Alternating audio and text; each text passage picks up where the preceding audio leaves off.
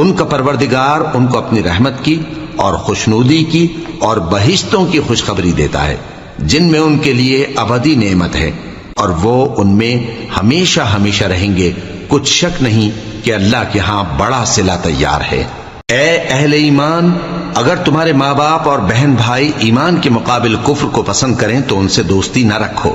اور جو ان سے دوستی رکھیں گے وہ ظالم ہیں۔ کہہ دو کہ اگر تمہارے باپ اور بیٹے اور بھائی اور بیویاں اور خاندان والے اور مال جو تم کماتے ہو اور تجارت جس میں مندی سے ڈرتے ہو اور مکانات جن کو پسند کرتے ہو اللہ اور اس کے رسول سے اور اللہ کی راہ میں جہاد کرنے سے تمہیں زیادہ عزیز ہوں تو ٹھہرے رہو یہاں تک کہ اللہ اپنا حکم یعنی عذاب بھیجے، اور اللہ نافرمان لوگوں کو ہدایت نہیں دیا کرتا۔ اللہ نے بہت سے موقعوں پر تم کو مدد دی ہے، اور جنگ حنین کے دن جب کہ تم کو اپنی جماعت کی کثرت پر غرہ تھا تو وہ تمہارے کچھ بھی کام نہ آئی، اور زمین باوجود اپنی فراخی کے تم پر تنگ ہو گئی، پھر تم پیٹ پھیر گئے۔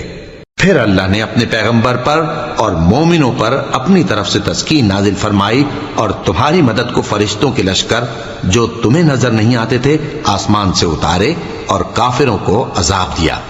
اور کفر کرنے والوں کی یہی سزا ہے۔ پھر اللہ اس کے بعد جس پر چاہے مہربانی سے توجہ فرمائے، اور اللہ بخشنے والا ہے، مہربان ہے۔ مومنوں، مشرک تو پلید ہیں، تو اس برس کے بعد وہ مسجد حرام یعنی خانہ کعبہ کے پاس نہ جانے پائیں، اور اگر تم کو مفلسی کا خوف ہو تو اللہ چاہے گا تو تم کو اپنے فضل سے غنی کر دے گا۔ بے شک اللہ سب کچھ جانتا ہے، حکمت والا ہے۔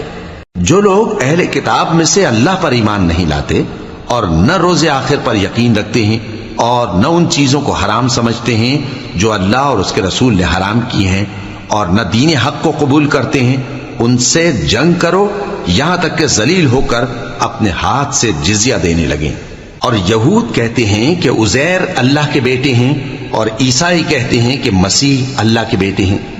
یہ ان کے منہ کی باتیں ہیں، پہلے کافر بھی اسی طرح کی باتیں کہا کرتے تھے، یہ بھی انہی کی ریس کرنے لگے ہیں۔ اللہ ان کو ہلاک کرے، یہ کہاں بہکے پھرتے ہیں۔